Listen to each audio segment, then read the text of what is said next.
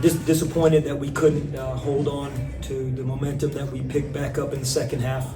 I thought beginning first 8 minutes of the second half, where we got the game back, obviously we took the lead, but in the end of the day, the difference in the game was their backcourt, Patterson and Graves. We couldn't defend them. We did not do the job defending them. They were the difference, 47 points between them, 6 assists, only 2 turnovers, 6 steals. Dynamic at the free throw line. I think the 16 for 19 from free throws, I believe, is what they were. So that was the difference in the game. And then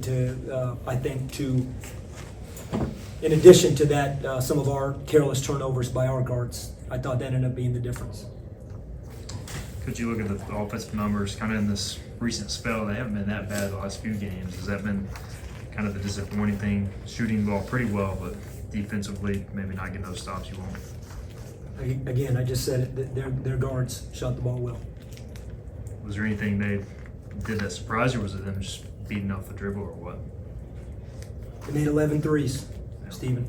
They make 11 threes. Some were contested, some of them were off the bounce. They're not an off the bounce shooting team. That's what you want to. They're a ball movement team. They're not a shoot off the bounce team. They did nothing different than we thought they would do. We guarded, thought we guarded excellent to start the game. And Patterson got going. When a player gets going, we started changing our coverages. To be quite honest, the difference in the game outside of Patterson and Graves is Robert Braswell, period. He comes in the game, he does his job, he makes goes 4 for 6, he hits 3 threes, he gets a look, it's going in. And he did the job. And again, that's why that's where we lost the game. Defending the 3-point line, and then to couple that was the turnovers that we had versus a team that's not a pressure defensive team, and that's where we fell short. I thought their guards outplayed our guards. Coach, you stated it outside. Coming in the second half, you really put an emphasis on driving to the basket, because the first 4 possessions were drives to the basket, and you got some pretty good looks in contact early. Was that the message of the second half, and then what happened down the stretch? Yeah, of course it was the message to be physical and get downhill. I mean, we were 16 of 17 from the free throw line. I thought we shot the ball well from the free throw line. To get downhill, we only took 18 threes, I believe, so we obviously weren't settling for a bunch of jump shots. We were trying to get the ball in the post, and I thought our guys did a good job. I thought our guards were driving. We missed some fairly point-blank shots early in the game, and even in the second half, a couple that you would like to go in, but that's the game. That's part of the game. Again, sometimes we can overcomplicate things. You can look at this stat sheet. If you looked at our stat sheet on offense, that's good enough to win.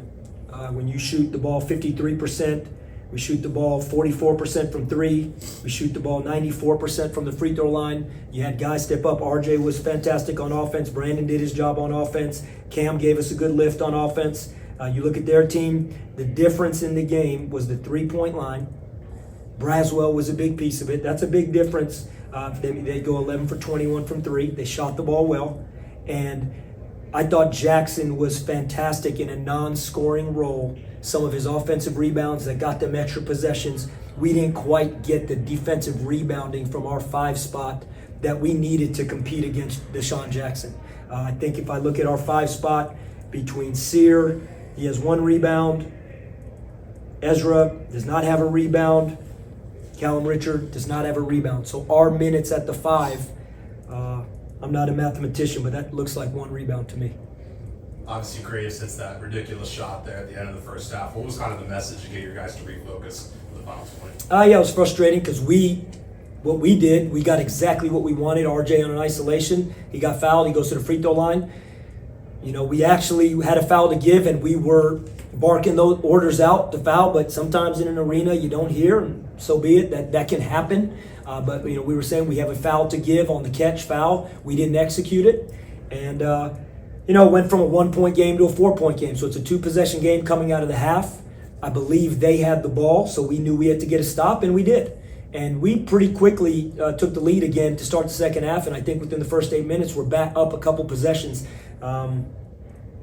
Looking at the biggest lead that we had, looks like we were up 8 in the first half, and in the second half I'm not sure what the lead got to. I thought it was 5 or so, but either way, and then at the end of the game, obviously you're running pressure defense versus a team that takes care of the ball well. Again, their guards were the difference. Their guards took care of the ball late game, They made their free throws late game, and we couldn't make up being 2 possessions down with 2.5 minutes to go because their guards continued to make their free throws and make plays.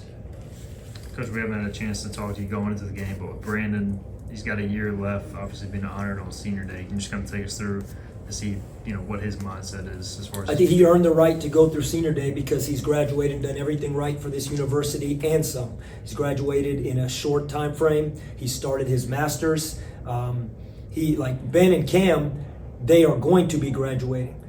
Brandon graduated in December, and he's playing as a graduate student right now, and he will continue that. There's nothing to read into beyond the fact that he's a senior that earned the right to go through senior night as a senior that graduated, and we're really proud for him, and I don't think there's anything else to read into that. Coach, during this season, you've talked a few different games about guarding the three-point line. You're talking about it tonight. What can you do better in the tournament next week, I guess, or going forward? Continue to focus on it. At one point, we were the top defensive team guarding the three-point line in this conference, probably 3 or 4 games ago. Again, if we went back to the SMU game, the 3 at the end of the game is what caught us. 3 straight possessions, they hit 3 threes. 2 of the 3 players make plays. And this is a player's game. I mean, one is a sidestep 3 at the shot clock buzzer that you have to run him off the line because he's their best shooter. And the other one is a step back going left at the top of the key by Phelps, who was 0 for 7 all game. Basketball is a game where big-time players make big-time plays at big-time moments. That's basketball because you're on the court the whole time. And the three-point line and shooting the basketball, that's that sometimes. Big-time guys making big-time players. And I got a lot of respect for Braswell comes in and does his job. He makes 3 threes, 3 out of 5. Nick Graves, 3 out of 4. Patterson hits 2. They made threes. No different than what RJ did and what Cam did. I mean, those guys stepped up, and Brandon's done for us. You emphasize it, you guard it. Scouting report is there, but there's no one defense that just takes the three-point line away solely. Because if you do that, Deshaun Jackson has a field day in there. I mean, Deshaun Jackson in this game takes 6 shots and he has 5 points. But they hit the 3 ball. And so that's the game of basketball. So we will continue to emphasize it. Igor Milicic, I didn't speak about him. He hits 3 of them. They got a good shooting team, and I give them respect. As we kind of turn the corner in the conference tournament, we've seen plenty of chaos just today. Tulsa beating South Florida. How do you think this group can kind of contribute to the chaos as you look ahead next week now? I mean, I think either way, as far as I understood it, we were in the 8 slot going in, above where we were last year. We don't play on the first day, so we get a first round bye. Either way, you reset. You win this game, you're in the 8 slot. You lose this game, you're in the 8 slot. Now, I'm not even thinking about that, to be quite honest, because I'm really disappointed we didn't win this game. But from a standpoint of regrouping and going to the conference tournament, everybody in the country resets right now and gets ready to go and try and play for the same thing. An opportunity to play in the big boy tournament. And so we'll do the same thing. We'll regroup. We'll look at it. We'll look at our first round matchup, put all our focus on that game, and you put your best foot forth. Our guys are resilient. We've been knocked down a lot this year with some tough losses. And eventually it's going to pay off.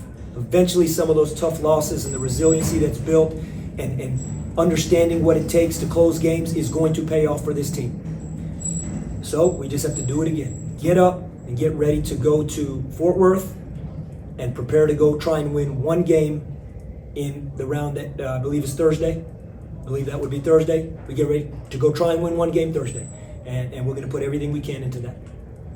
Coach, it wasn't that long ago you were winning games by double digits, 3-game winning streak, and obviously things are going well. What do you feel like has changed in this stretch, 5 straight losses to close the regular season that's been most disappointing in your perspective? Well, I think obviously we played some really good opponents. The SMU game obviously was an overtime game. Tonight's game was really a possession game. I think sometimes the score gets inflated because of the way the game ends. But at the end of the day, you know what, Stephen? If I had to pinpoint something looking at it, again, I think defensively, I think we've actually been pretty good on offense over the last few games. Defensively is where we've struggled in defensive rebounding. And I don't think it takes a whole lot to look at statistics and know where we're not getting some of the rebounding that we needed. And that's something we just got to keep working on. I wish I could just sprinkle a magic potion or a magic dust and we could become a good rebounding team. I mean, we physically hit every day in practice. I'm going to look at some of the rebounds today. I saw one. Jackson had a heck of a rebound. Sears trying to block him out, and that's 265, 270 pounds. That got the rebound. We're going to keep working on it until we're a good defensive rebounding team. But if I had to look at something, it would be defensive rebounding, which I think has really been the catalyst of our defense not being where we need it to be, particularly that SMU game. And we held them to under 35% shooting, but it was rebounding. And what's disappointing, Stephen, is the turnovers, because we've been a team that's really taken care of the ball for most of this season. And I look at tonight, you shouldn't have 14 turnovers versus a team that's not pressuring. Obviously, the Memphis game, we turned it over. SMU game, turned it over. So you look at 3 of the last 5 losses, I think turnovers has been a big factor in that. As I mentioned to start this, I thought that was a big deal today too.